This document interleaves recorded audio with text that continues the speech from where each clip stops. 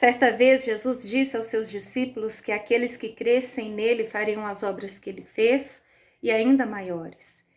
E aí tem pessoa que só pensa nesse lado bom.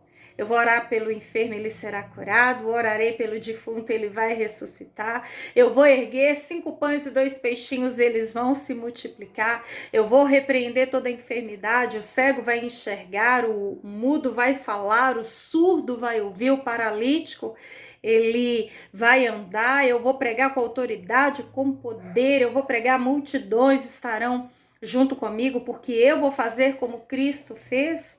Amém, glória a Deus. Se ele fez, e ele diz que aquele que crê nele faria as obras que ele fez e ainda maiores, ele tem esse poder de nos dar essa capacidade. Porque o poder vem dele, a graça vem dele, a unção vem dele, porque tudo está nele. Ele é a ponte, é o caminho, é o acesso a Deus.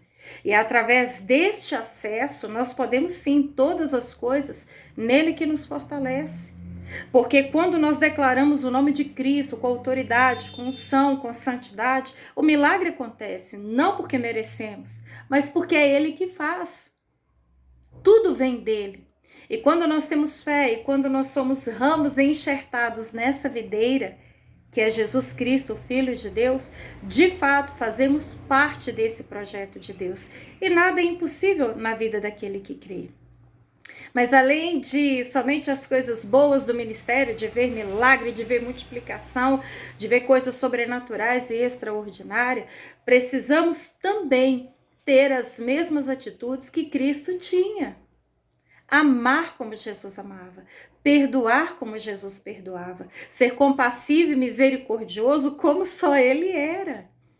Precisamos aprender a estender as mãos, passar tempo com Deus. Viver uma vida santa, uma vida íntegra, uma vida de graça na presença do Pai, cheios do Espírito, para que assim o caráter de Cristo resplandeça em nós e através de nós.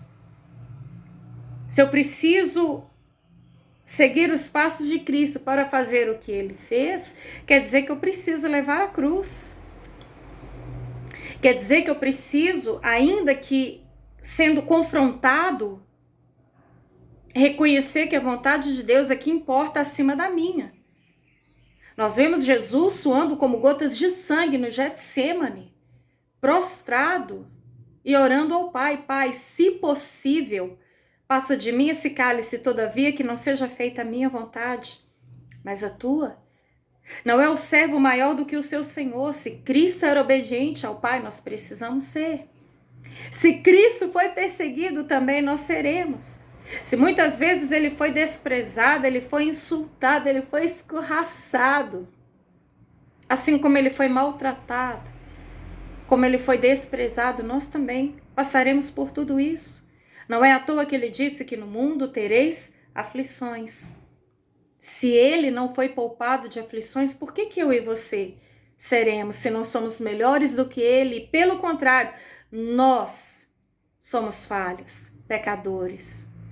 Nós erramos, ele não. Nós muitas vezes fraquejamos e pensamos em desistir. Cristo, mesmo na fraqueza, ele reconhecia que o Pai era a força dele. E ele já era mais do que vencedor, porque ele era o próprio Deus em carne, o Filho do Deus vivo aqui. E ele nunca se entregou no meio da fraqueza. Pelo contrário, no momento da sua humanidade de maior fraqueza, ele foi como uma ovelha muda para o matadouro. Não questionou, não se justificou, não bateu de frente com ninguém e não pediu legiões de anjos para o guardar, porque ele sabia em quem ele cria. E ele sabia que o propósito de Deus precisava se cumprir através da vida dele. Quando nós temos esse entendimento, aí sim, a presença dele começa a fluir em nós e através de nós, como o rio comparado ao Espírito Santo. Quando nós cremos, nós começamos a se submeter, a se render à vontade de Deus. Porque quem crê, quem confia, se rende, se entrega, se lança sem medo, não se importando nem mesmo com o próprio fôlego de vida, mas se importando em cumprir o chamado daquele que o enviou. Deus tem um chamado na sua vida. Deus tem um porquê, Deus tem um para quê, Deus tem um propósito em tudo. A palavra diz que Ele faz com que todas as coisas cooperem para o bem daqueles que foram chamados segundo o seu propósito, para o bem daqueles que o amam acima de tudo e todas as coisas. Não somos maiores que Cristo.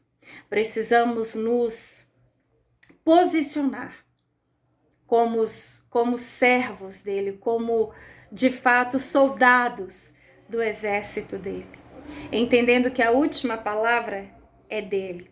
Importa que se cumpra a vontade dele.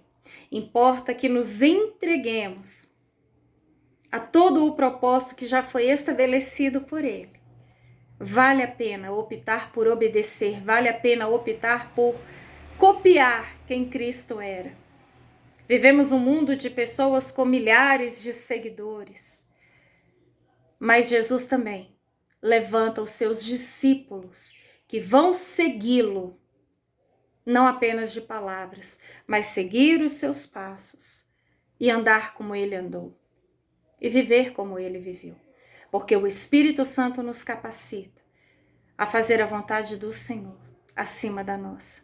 E eu termino essa meditação aqui compartilhando com vocês Filipenses, essa carta que Paulo escreveu a este povo da cidade de Filipos, aqui no capítulo 2, a partir do versículo 5.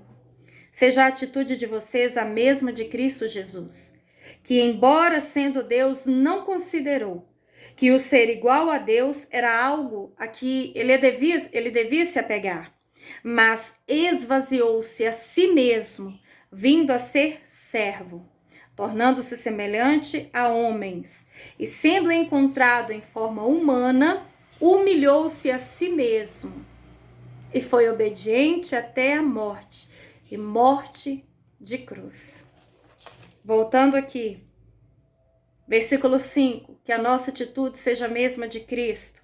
Versículo 6, que embora sendo como Deus, igual a Deus, ele não se apegou a isso, mas ele foi obediente, foi humilde, tomando postura de filho, filho que obedece ao seu pai. Versículo 7, esvaziou-se a si mesmo.